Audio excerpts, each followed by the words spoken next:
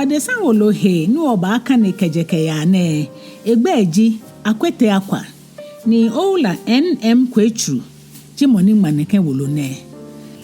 ajie wolo ne kpo ya afi akpe ohai na ehu ni nwe enumo ka enumo mi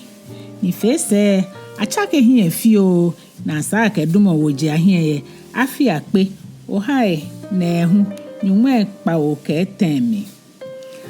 akeni blemaga egma yemi hiwo anukwale ni nka ne wolo na hemi shewa mgbe pamoji bo nka obutue bo ba na hemi she agbene nya ha wo bo anika ne mo tue kenkle icho kaka pempem bi onupa ke blema bi le no tole how mo ke jira mo baba o ni ogbe fine ke gwo yeli ke ya majimaji ase ye blema be ami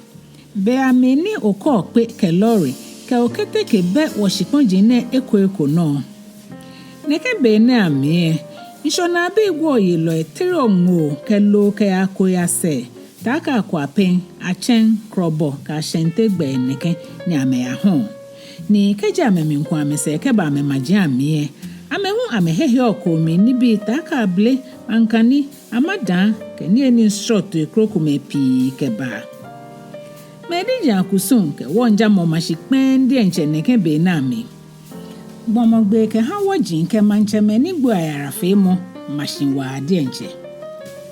neke gbomogbe na hewo gbe fa eblema be ami ye tuye lipa ejake gbogbo ole be mi ni manko keja iwo ni keji ale fe mo pe owo ho chon fo yakatwa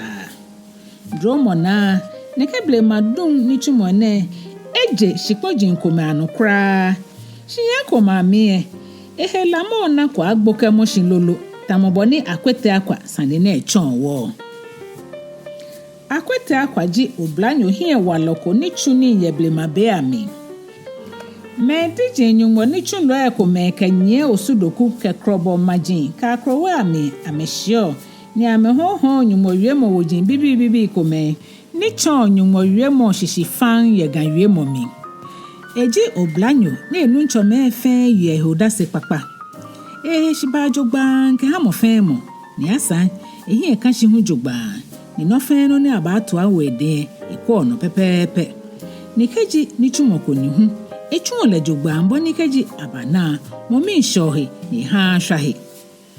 esu kome hu ni aliji ake eyu anu kwa ye no fe no mi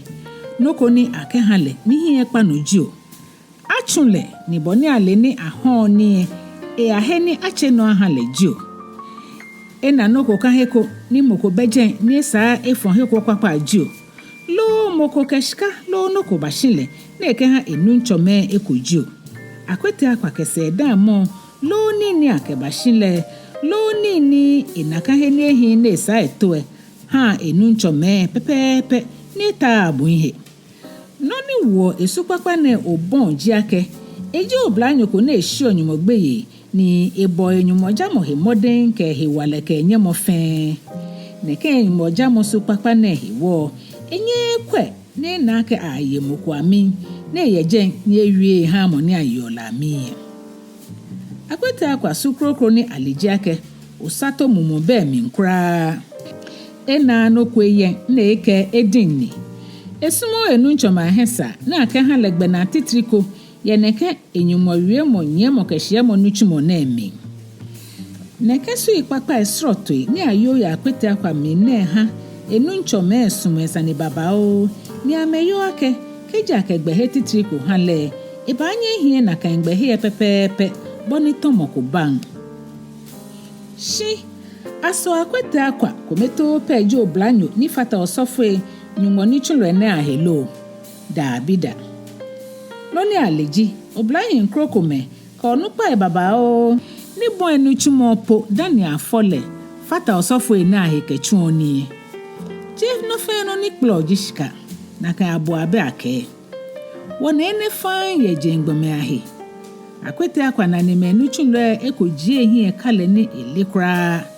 na atabruku ni jimo ni je ehi fan ke enya akwete akwa ne jimo mokoni ke jona lepe je moko ba ke bu ake ne ke gbomo yin shaloni na tabruku ja akrowa bibio ko na chola ke kaka pempen mi ne ka akrowa na mi mbie akọ ameblan no lukra shikpon na me yo no ji shikpon ni fufoke wo ho ye no shi amete me poto oji me ni trash je na momumfe ni atun koi atun mai o sheku yeli ka male mo page no na metu mo ni amehie hie kra ji gbo ni je hekroko ni bafutu ame ya na aka mo hie wa bo fe bo ni fe abata osane ko angme no biane ni achono no afele neseni ani ni ka nye pele shi ma ihe ame na tabruku nyemi meji ma me lume ko gae ni ameji meni wo gbo ahie lane bikoe oblanyo akwa penyo biko fa ya hin kaka pempem ni ji na tabruku me akrowa na emi oblanyo ne bo ehe wo modern san die nche gbogbo chalojile ni asan hu eyemojin baba o yejen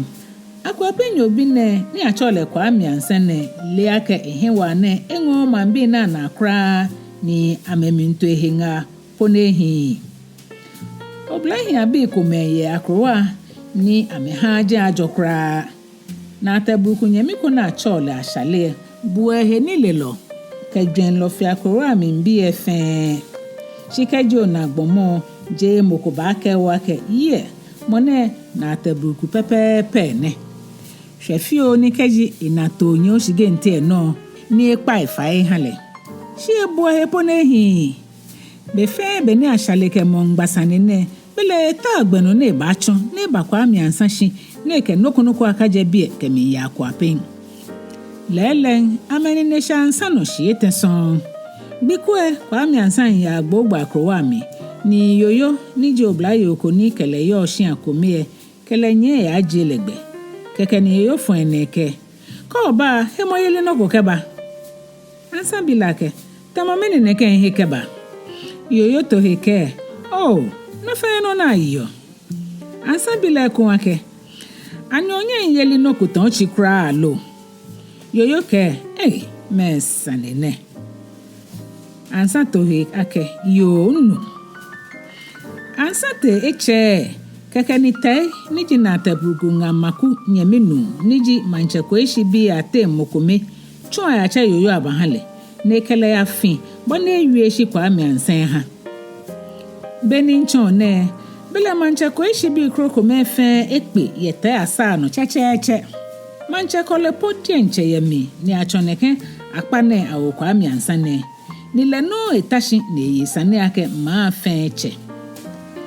ayi niji ma asafo ache bi yoyo ake olemi monika oyo na ejugba nlo yoyo ke ayi kuse bi lekun ake ani olemi ni trash na efe ejugba nlo eto yake le ame shinle na tabruku ke nga makumi chopoten teike da ne no yo ne ole shiponje acheme mo ka ke ata kaka pempe mimbie ye na tabruku se mokobe manen don na tabruku cheme ba heshipon ni aketo akrowa ni wotra no ne enyeji yobi ni eniji numbi nwewo uchekwe kra atashi ne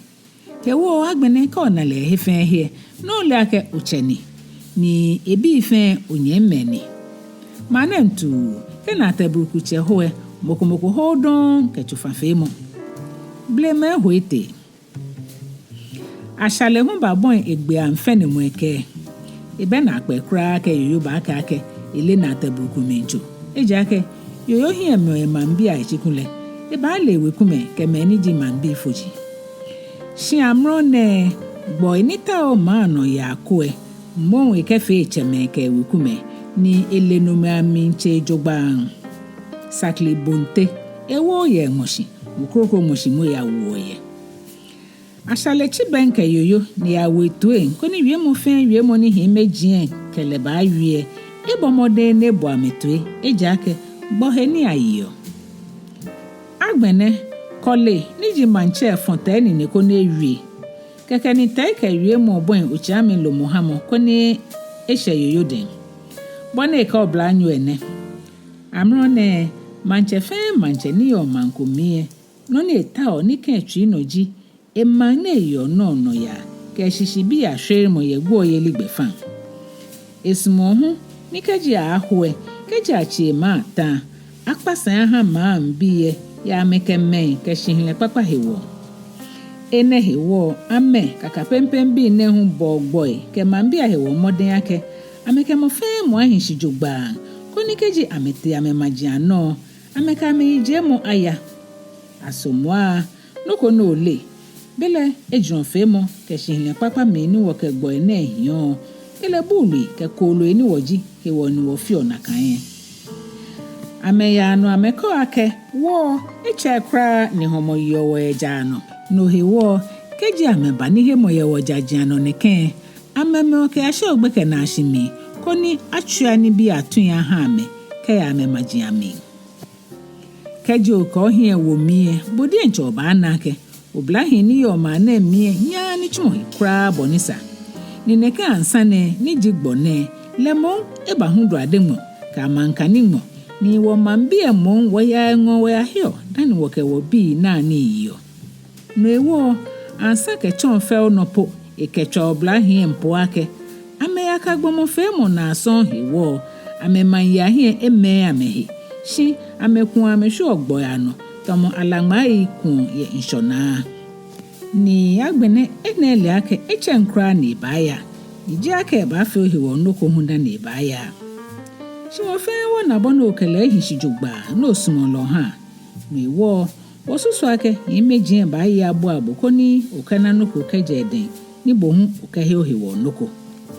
ni wo onugba eke nke fon hie kono ha mehito yo tashia hunwe no ne kekekeji yo nu no ewo nye himeji gbenope ni keji nyechon nye ni ba she no aha mi enye den taike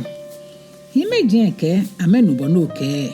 ninu ewo amehu bona mesusu aka me ba feji ake keji ansan je ikrowa ake bape ni ba chu ansan shi ache enwo aka elake ebi ne ke yo shi ami ni ji ansan ke manchenga ni jibo ahwehwe mo fon ewo ni ke abako dun sakeba ewo bele obada mo shi ake manchenga keji ahedun sa agbene abada mo no ake honle ni ake habo to ko ye hiten eto heke mbe hesaneko